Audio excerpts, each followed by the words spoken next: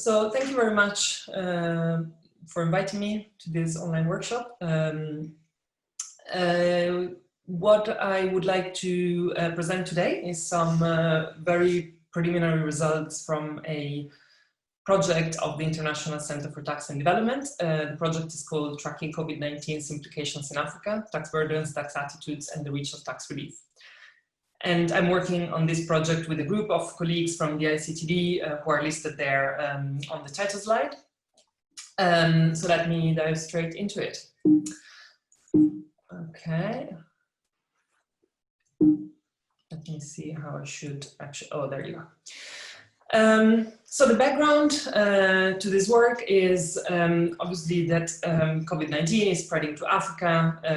The health consequences, or rather the extent of the health consequences in Africa is not yet clear.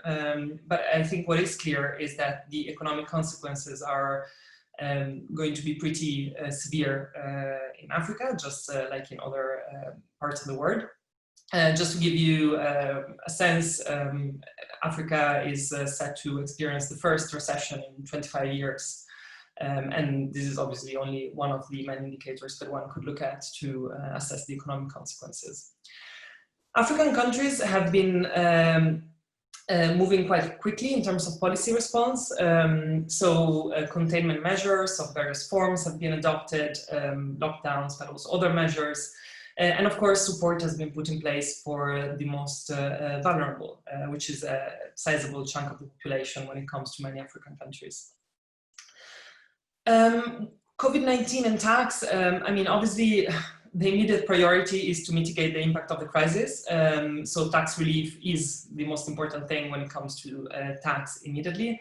That is both for the poorest and for businesses to help them keep afloat essentially throughout the crisis. That's the priority.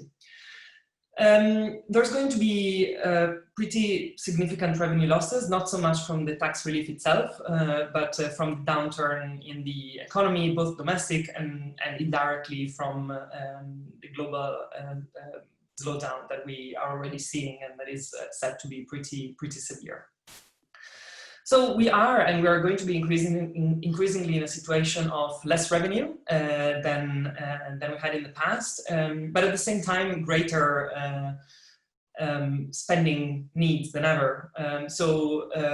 Obviously, there's a great need to finance the immediate response to the crisis, but also in the longer term, the recovery. So revenue need to be collected throughout the crisis. Because funding needs are greater than ever and revenue is lower. So we need to find a way to fund those efforts. So in that context, this project is aiming to track the tax implications of COVID-19 in Africa. What I'm going to be talking about today is not so much an estimation of the revenue losses. We have a separate project on that. Today I'm going to be talking about preliminary results on a few research questions that are very much based on the work that ICTD has done in the past. So the first one is how are tax burdens changing during the crisis? And an immediate question is what is the reach of formal tax relief in context where a large portion of workers and firms are actually outside of the tax net. Related to that is what are the crisis implications on informal taxation? And by informal taxation, I mean a number of payments and contributions and fees that are usually paid at the local community town level by many people that we might not that we might not usually think about as taxes in the technical and formal sense of the way, but that effectively are taxes that are bearing particularly on the poorest and the most vulnerable. And I want to point you to this blog. You can take a screenshot if you want so that you can go and read it later. The blog is from my colleague Vanessa van den Bogard, who's also co-author on this work. And it's essentially providing insights from Sierra Leone on the Ebola epidemic and its impact on local taxation, public services, and the poor, essentially showing how during a crisis, those informal taxes can actually fill the gap of left from formal taxes. The second question is, how has COVID-19 affected tax attitudes and perceptions? It is quite possible that the crisis made the connection between tax revenue and public services a lot more salient, and that in turn might have implications on the attitudes to compliance. I'm going to give you examples of what we mean by that later. But also, has COVID-19 affected perceptions on trust and fairness around tax, and how? And again, this could go both ways, because at a time when the importance of healthcare, or of well-funded healthcare, is more clear than ever, it might be that people feel like their tax payments are very fair because they go to pay for services that especially poor people wouldn't have access to otherwise. But it might also be that people that are in great financial distress actually see the tax system as being very unfair at a time when things are already difficult. So we were really interested in collecting some data and seeing how these things pan out in practice. And then the third question is, what are the preferred options for raising revenue? As I said before, there's greater need than ever for tax revenue. So where is this revenue coming from at a time when revenue is expected to decrease? And we're particularly interested in public support for taxing the rich. And again, I'm going to point you again towards this blog on the ICTD's website, where Wilson Pritchard makes the point that to help respond to COVID-19, African governments should really prioritize taxing the rich. And this is an idea that is receiving a lot of support from a number of international organizations, and of course has been around for some time, and maybe the crisis is really a good opportunity to push it forward, especially in countries that don't have that many other sources of funding during the crisis. So this is what we want to look at. In the next few minutes, I will tell you something more about the survey data that we collected. I will tell you more about COVID-19 and policy responses in the countries we're looking at, and show some preliminary results on the 3 questions. I know that the other 2 presenters have shown some sort of regression results and stuff. I'm going to show you the very descriptive results because we basically only got the data literally in the last couple of weeks. So there's still a lot of work to do, but they are already quite informative.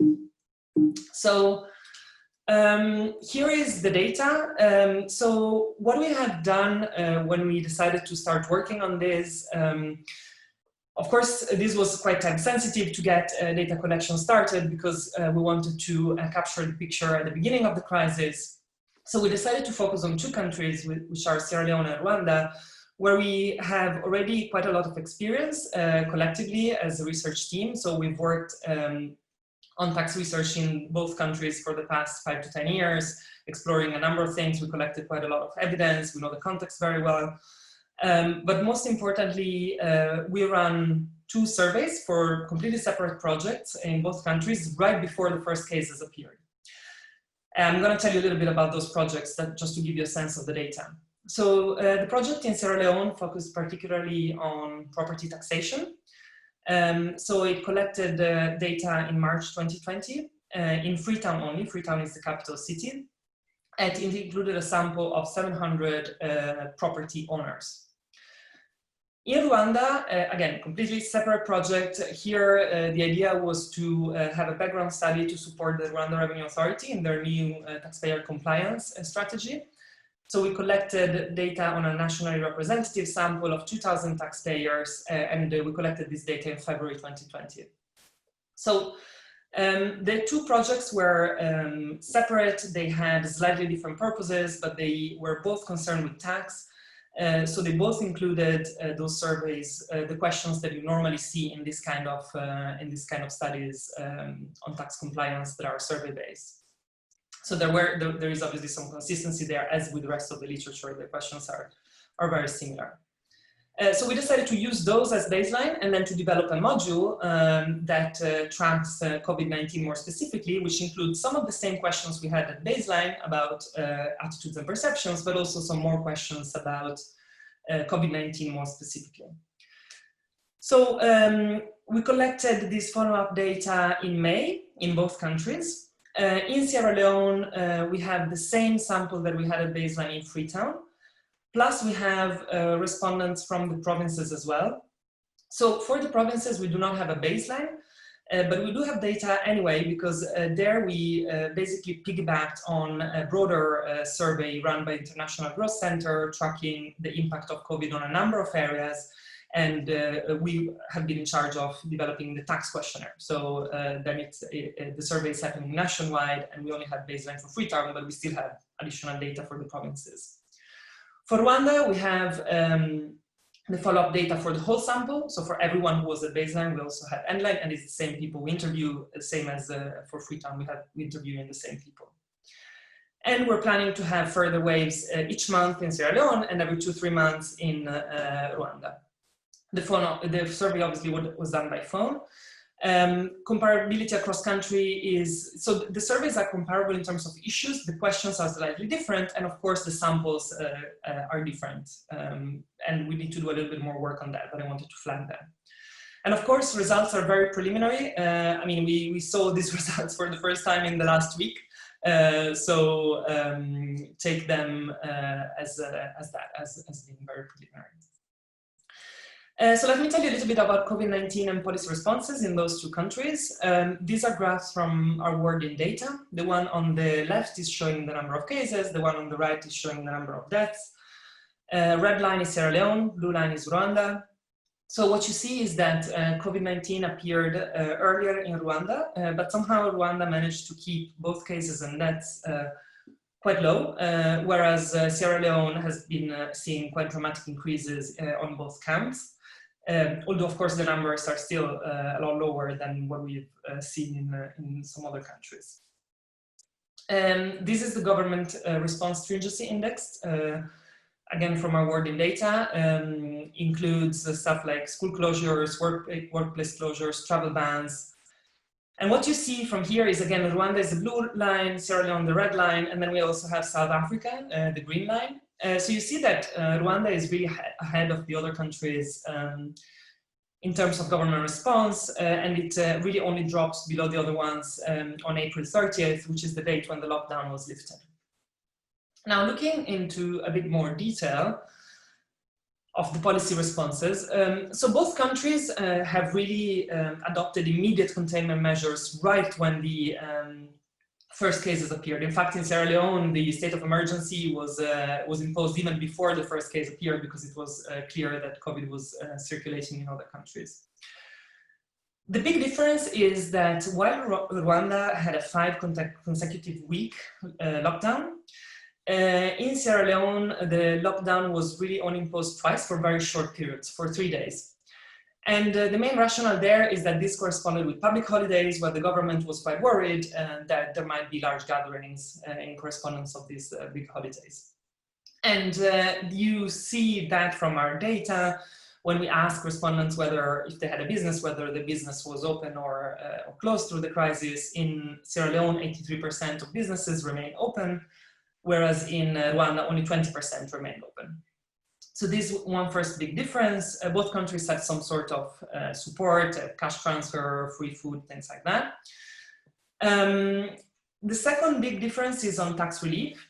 So Rwanda has some deferrals for taxes for some businesses in some sectors. Whereas in Rwanda, you really see the full array of measures that, for example, have been advised by the African Tax Administration Forum, which is the Association of Revenue Authorities in Africa.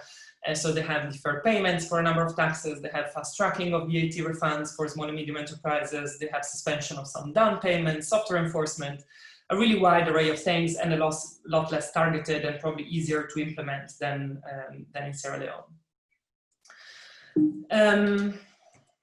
So from our data, what you see is when we ask respondents whether they received any relief, again, the level of support in Rwanda is higher. So 70% of respondents say they have received any relief in Rwanda.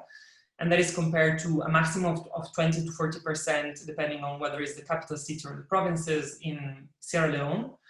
And actually, those figures would be much lower if we were looking at earlier stages in the crisis. So at that point, it was 12%, and then it's been increasing the share of people receiving any relief.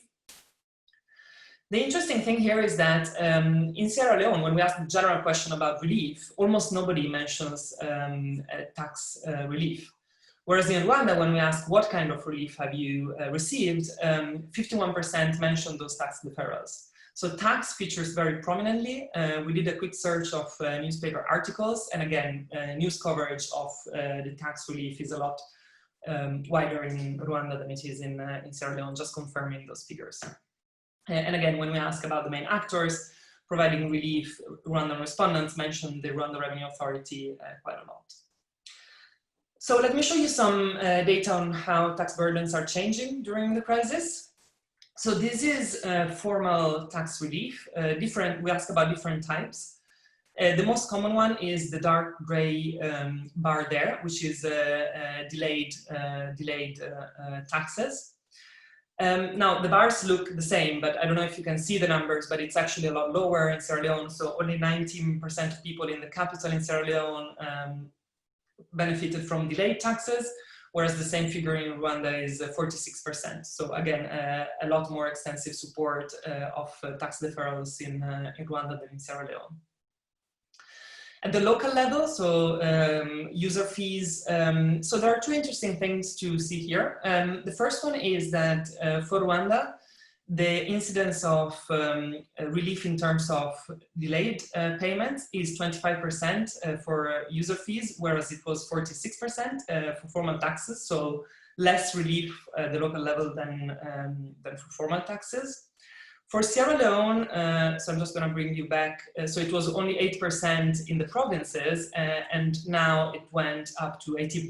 So there's more relief at the local level, especially for these user fees that are particularly relevant in the provinces in Sierra Leone. But still, overall, the level of relief is a lot lower in Sierra Leone than in Rwanda.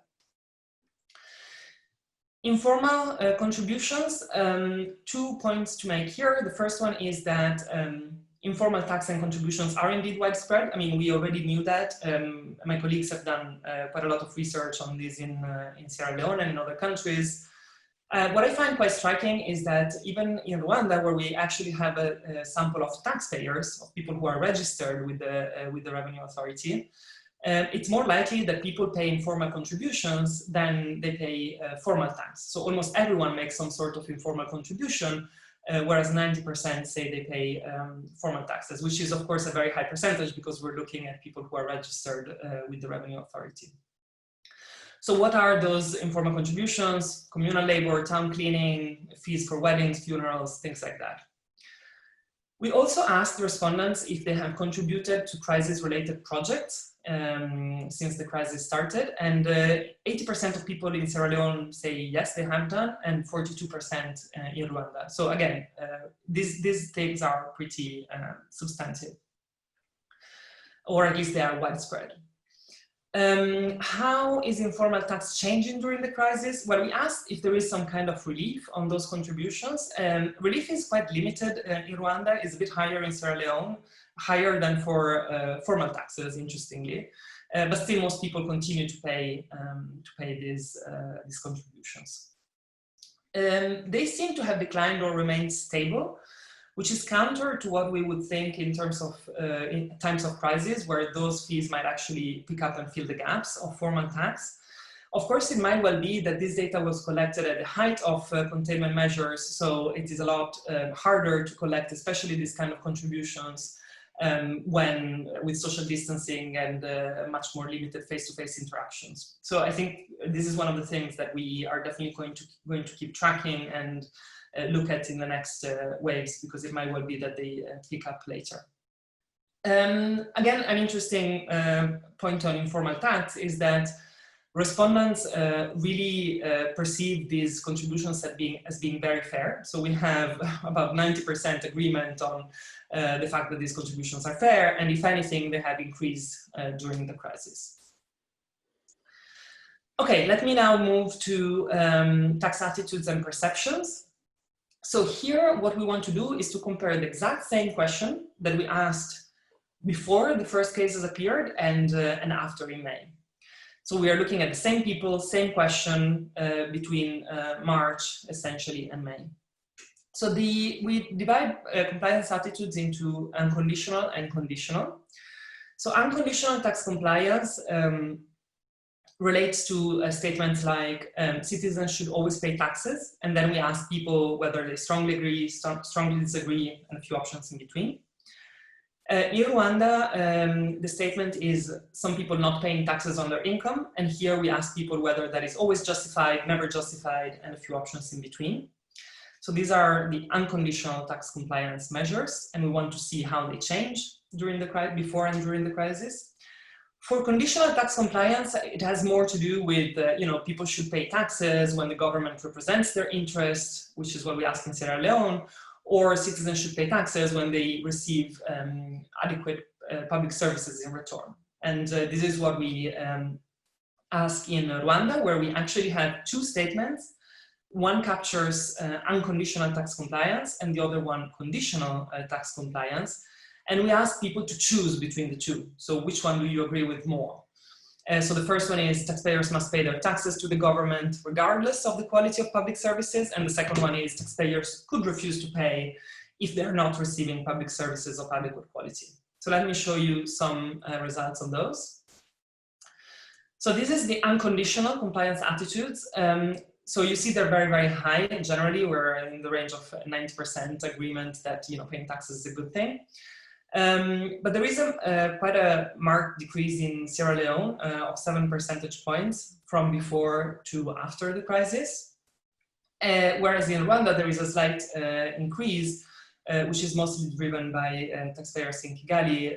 Their unconditional tax compliance increases by about 6 percentage points. So small increase in Rwanda and decrease in Sierra Leone.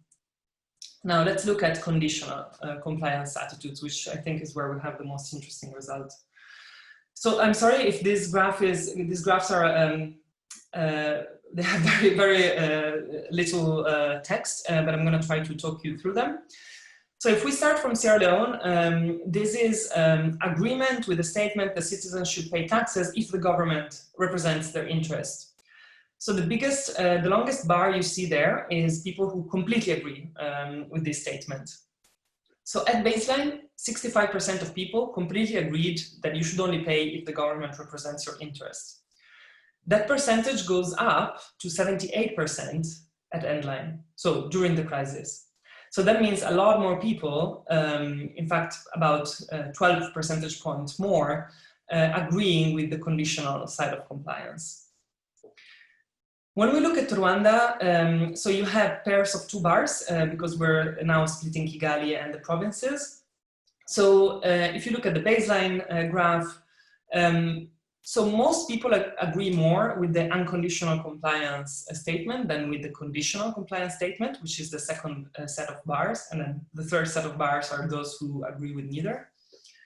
The interesting thing to see here is that between baseline and endline, there is a shift from unconditional to conditional compliance attitudes. So for example, if you look at the data in the provinces, about 10 percentage points, there is a 10 percentage points shift from the unconditional to conditional. So again, the story is very consistent. People agree more with the conditional version of tax compliance. And those changes are relatively sizable. Now, has COVID-19 affected perceptions on trust and fairness, and how? So again, here we want to compare the exact same questions before and after. The questions are up there. In the case of Sierra Leone, it's a bit of a mix of trust and fairness. And in the case of Rwanda, we just ask a straight question: do you think the tax system is unfair? So here are the results.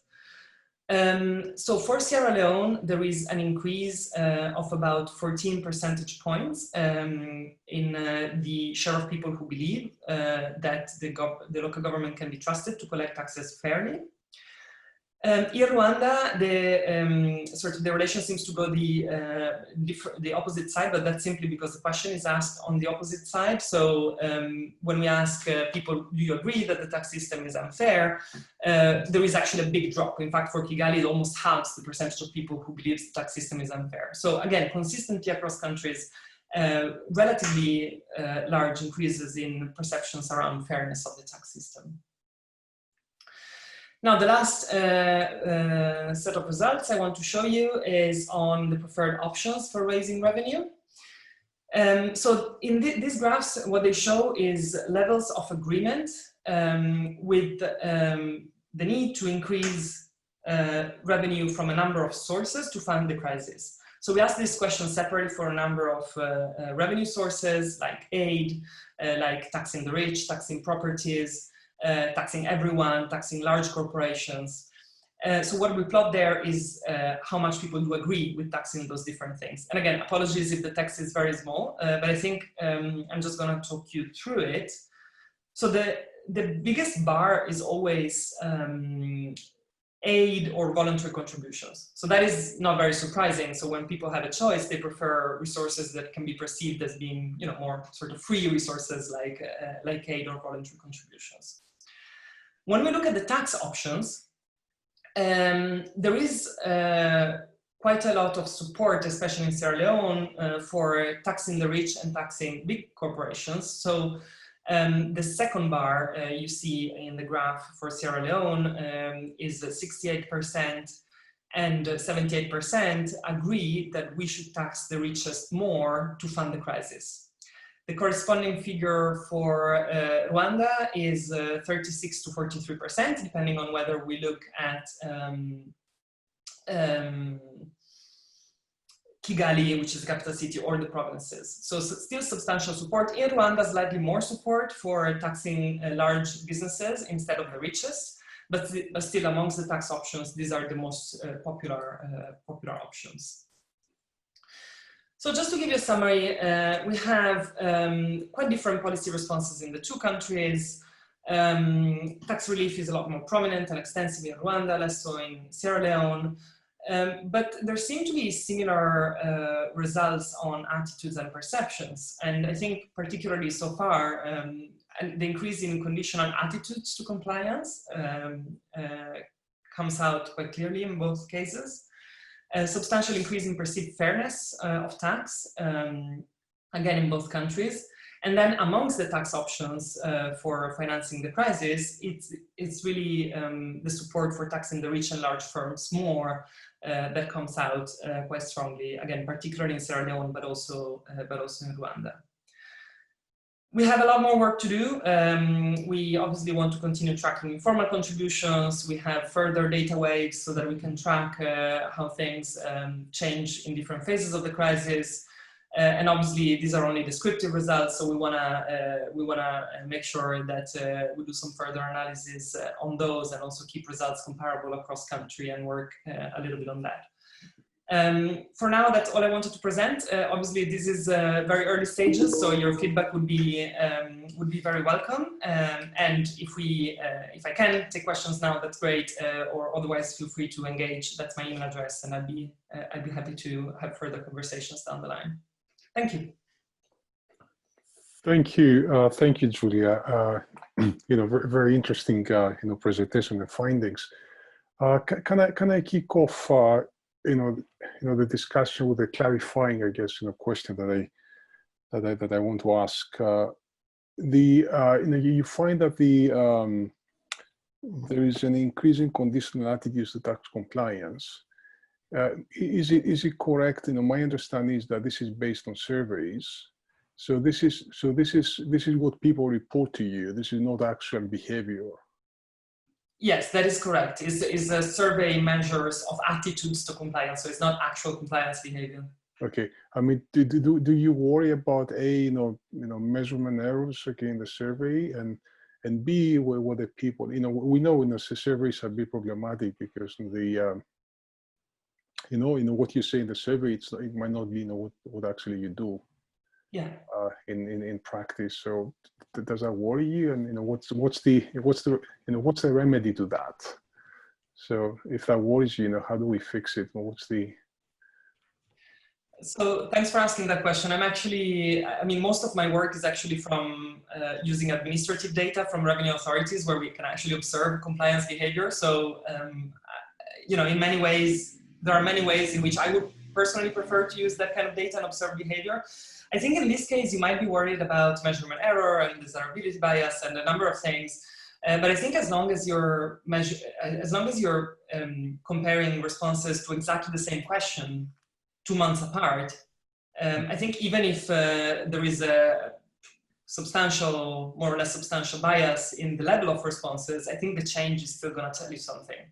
So in that sense, I think it is still valuable to look at how these things change over time, if that makes sense to you. But yeah, of course, there's all sorts of issues that we need to be aware of when we try to measure tax compliance with surveys. And we're actually not trying to measure tax compliance. We're being quite explicit that it's about perceptions and attitudes. Right. No, thank you. Thank you. There are questions coming in. Yes, indeed. So we ask colleagues to raise their hands. There was a question from Justin Thacker. Okay. If he wants to try and raise it himself.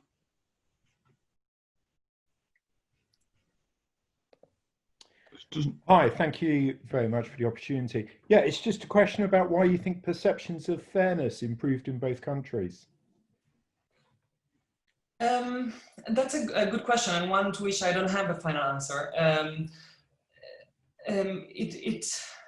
It could possibly be related to I think I would be more confident saying that about Rwanda than Sierra Leone, partly because I know Rwanda a lot more. But it might be that people have seen that the Rwanda Revenue Authority has been very active in providing tax relief, and that might have helped. And then, in addition to other forms of support that have been provided in the country. So I think it would be related to that, and possibly also again to that sort of recognition that public services are very important. And I haven't shown you the figures, but actually the vast majority of people knows that public services are funded by tax in Rwanda and in Sierra Leone, which again makes that link. So when public services become more salient and more clearly important, then it's easier to make that link with taxes if you know that that is the main source of funding, if that makes sense. We got it. The next question was from Lawan. If he can try to raise it.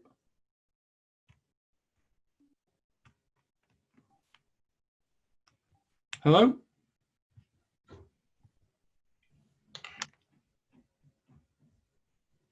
No, not quite works. So on his behalf, if he can't get through, they can't get through. Sierra Leone and Rwanda constitute only a small population of African countries. How can you justify the selection of these two countries in Africa?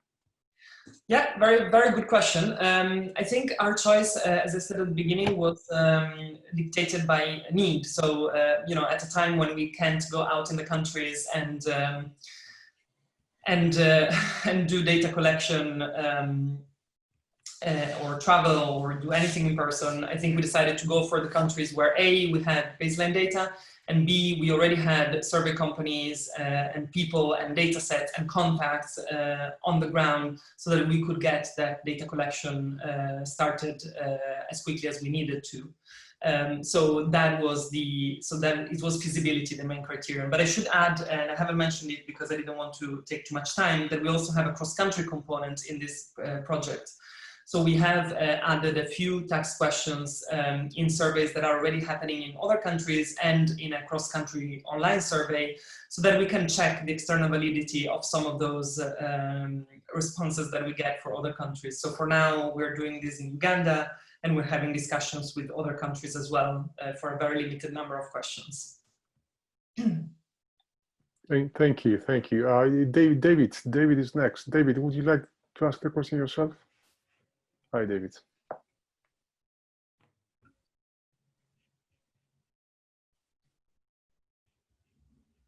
Oh, he's saying, can you ask for me? Oh, yeah. Oh, of course. Yeah, of course I can. David is asking, I'm wondering whether Rwanda is making more extensive transfers because they have more capacity to collect and make transfers. I get the impression Rwanda's Revenue Authority is one of the most capable in Africa. I'm wondering what your thoughts are. Agreed. Rwanda Revenue Authority is very effective and widely recognized as such in Africa. In terms of tax to GDP, though, it's very much in line with other African countries. So I don't know if there are more resources, but certainly the Revenue Authority itself was able to respond quite quickly, probably because they are generally a very effective and organized institution. So yes, I would agree with that take. I guess related to that, to the capacity aspect is, you know, to what extent, okay, the money collected is well spent. It's the perception of people that the money is well spent. Is the value to the pound, you know, when it comes to expenditure. And I guess Rwanda, of course, you know, quite well on that. Yeah. Yes, absolutely. And Rwanda is actually one of the few countries in Africa where healthcare and health insurance is actually very widespread across the population.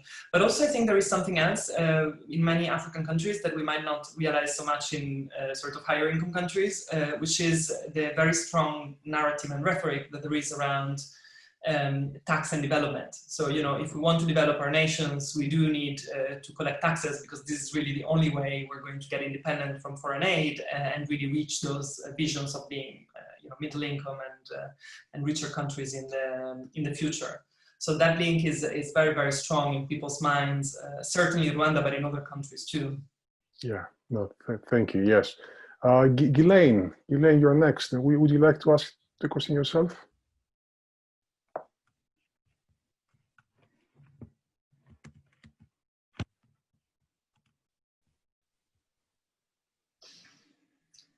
You are unmuted, Ghislaine.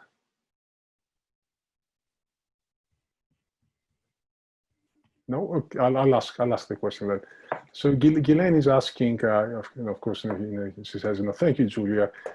Do you have information about the extent to which respondents have been affected by the tax relief and restricted perception analysis on that niche rather than on the entire sample?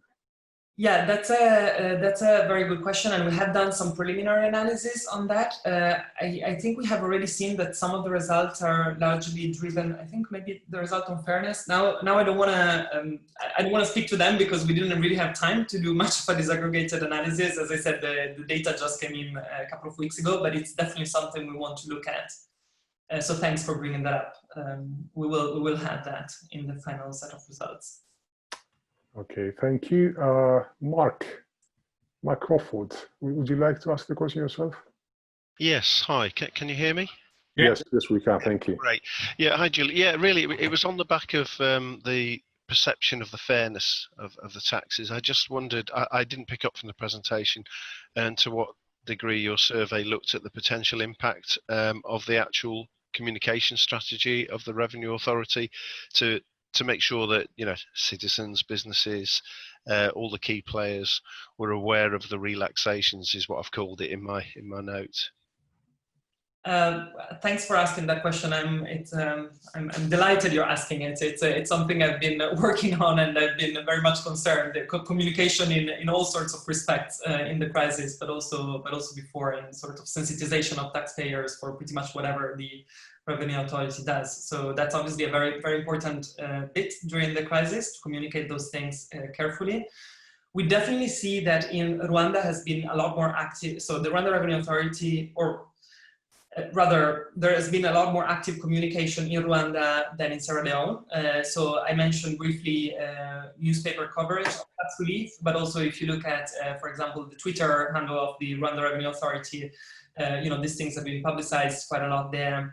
On Twitter, on other social media, on the website. So there's been quite a lot of communication. Whether that has reached everyone, I mean, I'm almost sure it hasn't, but at least the effort is there. And it is actually quite interesting that in Rwanda there is, so when we ask the question about tax relief, there is a relatively large proportion of people who don't know about tax relief. So I think that goes to your question as well. But also we should consider that at a time when people are locked down at home and not everybody has internet connection and people are not used to buying newspapers every day, they don't have maybe television and radio at home, but they might go to the community centers and other social spaces to watch the TV or listen to the radio. It's not very surprising that communication wouldn't actually get to everyone.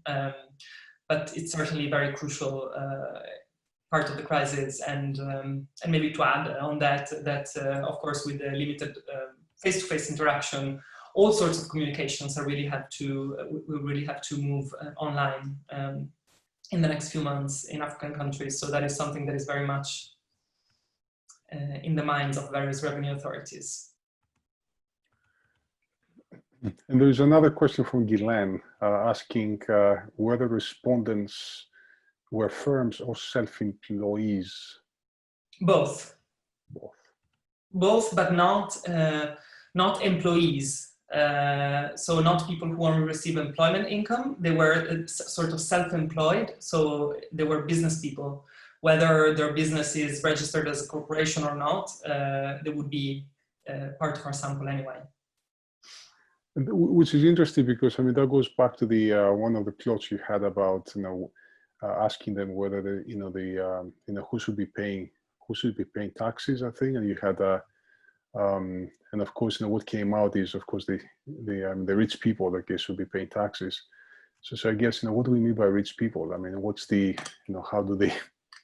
Everybody's going to say yes. So I don't know what the meaning of that question really is, if you see what I mean. So are you worried that by rich people we mean people? Yeah, relative to what? Relative to my position, of course, but what's the measure that people have in mind? So I don't know what is the measure that people have in mind, but I think what I can tell you, and again, the resources are available on ICTD's website, there is an increasing amount of rich people, like rich by any standard, right, in African countries. And we know that these people largely get away without paying taxes. So oftentimes they are maybe self-employed, they're professionals, they're not even registered for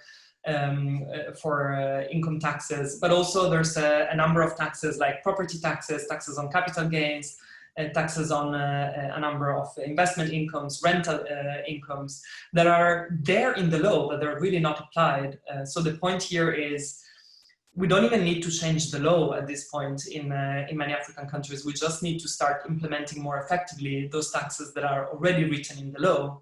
That have been really collected in a very effective way, if at all. So once you start collecting those taxes, most certainly you would have quite a lot more resources for financing the crisis. And there is at least one experience from Uganda that has recently established a high net worth individuals unit, which managed to generate quite a few million US dollars in extra revenue within the first couple of years of its introduction. So we know it can work. And maybe this is the time to actually start doing it in more countries. Absolutely. Thank you. Any more questions, please, before we break for a while? Mark was having a technical problem. He just wanted to thank Giulia for her response. I think we've pressed too many buttons, so just to thank you for your response from Mark. There was one other question I think we skipped, which is why I think I was pressing buttons, which was from Stanley, which was, can you do such an index for a lot of countries? So I don't know what index you're referring to, but for the survey data, we only have the survey data for the 2 countries where we collected it. We are going to have some more data on tax in the rich, for example, and on conditional tax compliance for other countries. So yes, for those other countries, we might be able to provide some data, but it's going to be a lot more limited than we have for Sierra Leone and Rwanda.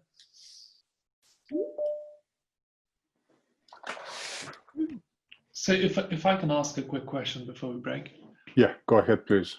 All right. So this goes back to Christopher's question that, how many of these rich people do you think you have in your sample, in your survey itself, right? Because I mean, I might be rich, I might be the one not paying taxes, but when it comes to asking, who should be paying the taxes, I'll be like the ones further up, right? So it goes back to Christopher's question: what does rich mean, really? I mean, so I mean, I'm going to answer to your first question, because the second one we sort of covered just a few minutes ago. So in Rwanda, we don't have many rich people in the sample, but in Sierra Leone, especially in the Freetown sample, it is property owners. So there is actually quite a variety of properties, so they wouldn't all be rich people, but there is quite a good coverage there, and I would expect a few richer people to be there. How rich they are, we obviously need to do a little bit more disaggregated analysis on that. But I think it's interesting thinking that, I think it is true that we would have probably richer people, or certainly more property owners in Sierra Leone than in Rwanda. It is quite striking to see that the responses for taxing the rich are so much higher in Sierra Leone than Rwanda. So most people really agree that we should tax more the rich, although there's quite likely to be quite a few wealthy property owners in the Sierra Leone sample. And it's worth mentioning that that project was done in the context of property tax reform that actually specifically looked at, and it's been covered in The Economist this week, so you're probably gonna be able to see more details on that.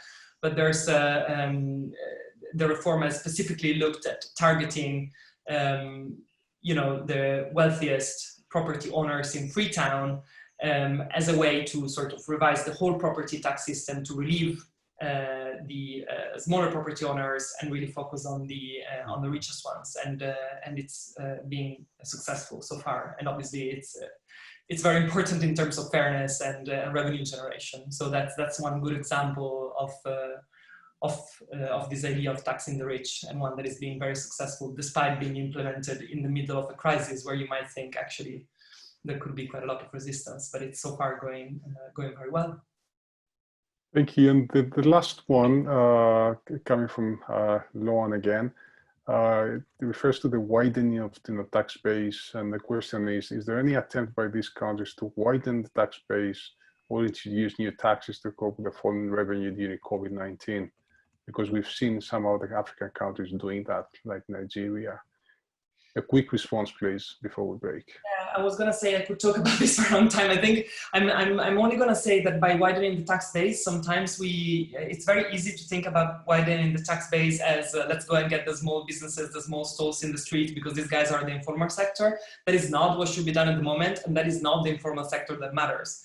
The informal activities that matter are the ones from professionals with very large incomes, or large incomes that are completely untaxed, like rental income taxes, incomes from investments, from the booming property sector and construction sector in African cities.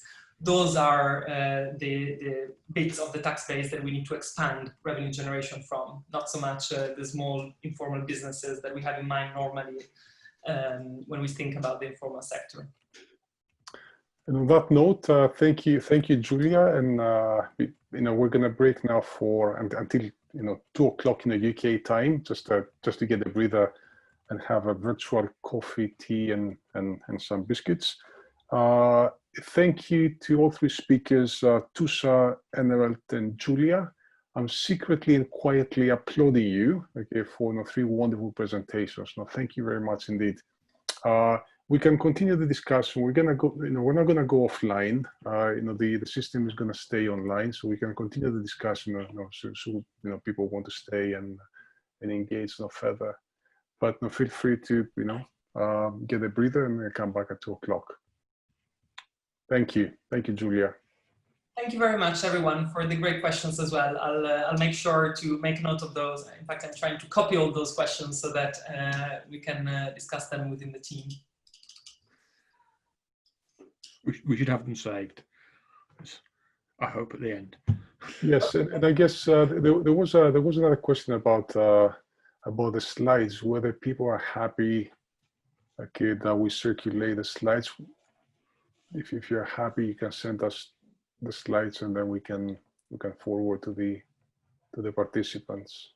Yes, I would be happy to do that, and I think we're also going to put them on ICTD's website, so you're going to be able to access them from both. But I will try to share them as soon as possible in the afternoon. Okay, excellent, excellent. Okay, please send us the slides, and we'll send them to the participants. Thank you. And I apologize, but I think I'm going to have to leave for another meeting in the next 5 minutes or so. So I'm glad to keep engaging in the next 5 minutes, and then by email or with any other means, if that. Okay, that's fine. Just can I go back to the survey, Giulia? What are the information in the survey you have? I mean, do you ask them? What kind of consumption they do, how they spend their money, if there's any additional income coming in through tax reliefs, what do they do with it? Can you tease out, marginal propensity to consume, to save, whether part of the savings, goes back to the tax authority to pay off, tax debt and things like that? Is that?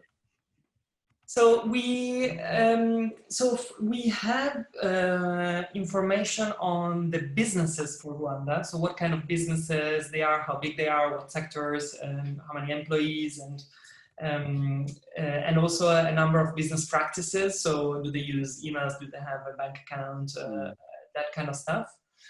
And plus we have a bunch of information or demographic information. For Sierra Leone, because I wasn't part of the original project, I am not able to tell you exactly, but I know there is some information on demographics, and there must be for sure some information on the property types, which tells us something about the income distribution or where they would sit roughly. The broader survey that IGC is running and that we're piggybacking on with the tax module also contains quite detailed information about, I think about consumption, but also produce availability and that kind of stuff. So there will be something there. I mean, there's a big literature on trying to estimate the marginal propensity to consume. Yeah. And that is typically either based on hypothetical questions like, if I give you $10 today, okay, what do you do with it? Are you spending on durable goods, non-durable? Okay, you save. Okay, you pay off debt.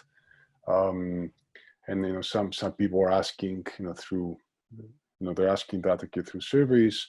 Some other work is looking at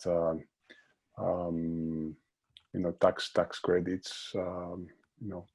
Lump sum transfers being given. I mean, in the US, there has been quite a few over the years, and then I try to tease out how people's behavior changes depending upon the transfer. So that speaks to the efficiency of tax policy, whether you can stimulate demand by providing lump sum transfers to individuals. I haven't seen anything for developing countries, and I think that would be interesting. Just to see whether what exactly is happening. Of course, everything these surveys are conditional on kind of income, liquidity constraints and things like that, which they're completely different for Africa, for developing countries. But it would be interesting. I mean, if you have access to these data, it would be interesting to look at that as well. Yeah.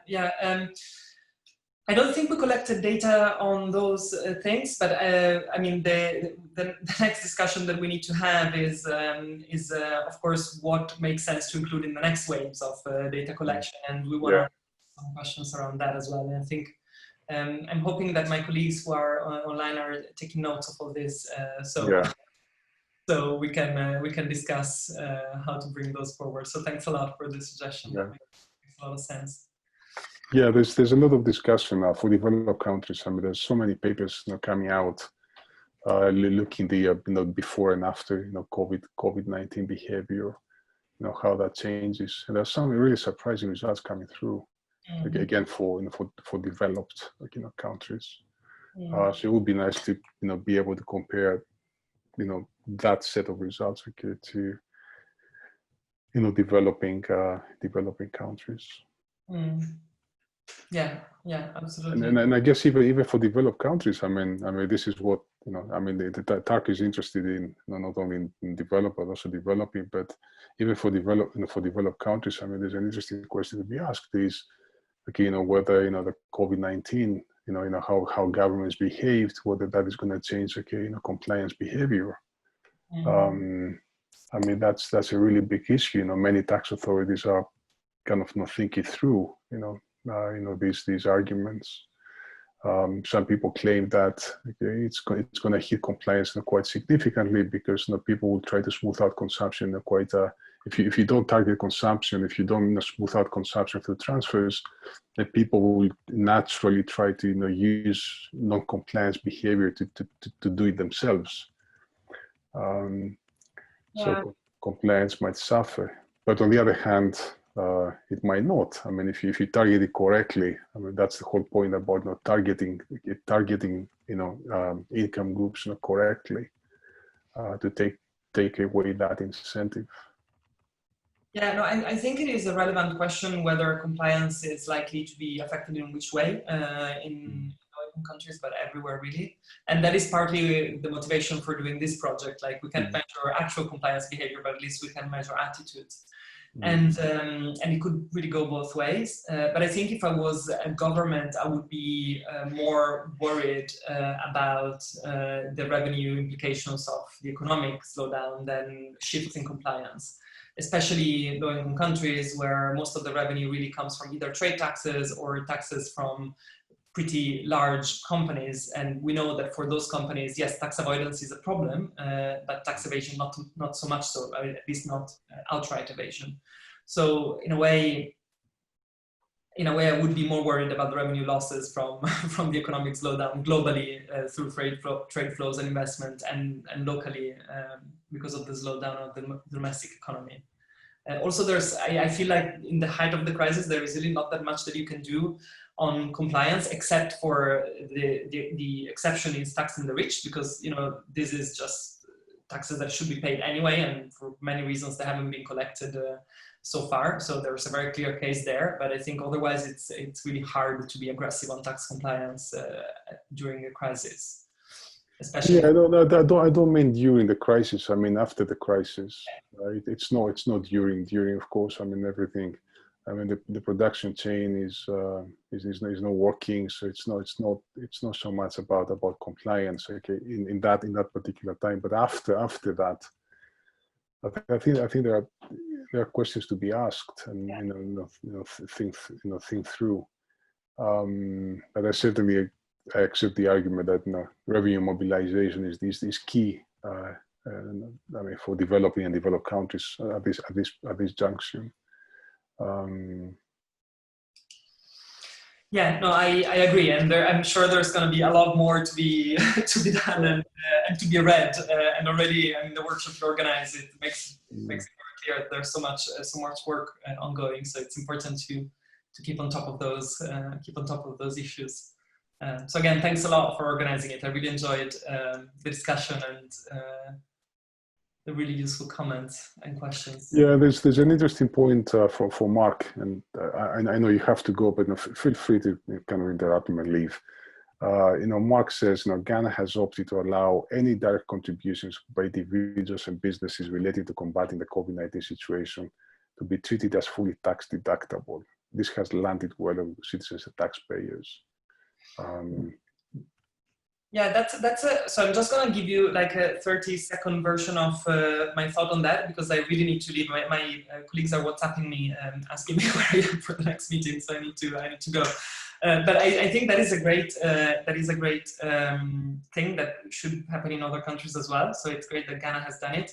I would imagine that a lot of the there's a lot of lower income people who actually makes those contributions. So they might or might not be in the tax net. So they might or might not have tax liabilities to deduct from. And in that sense, it is good. It's a good signal from the government to do something like that. I would imagine it becomes more significant for, you know, middle and higher income people than it is for lower income people who might still make those contributions but not really benefit from that relief simply because they don't have the many formal payments to make deductions from. Indeed. So I'm really sorry, but I have to. Thank you. Bye-bye. Bye-bye. Thanks. See you Okay. soon. Bye-bye. See you soon. Thank you. Bye-bye. Bye.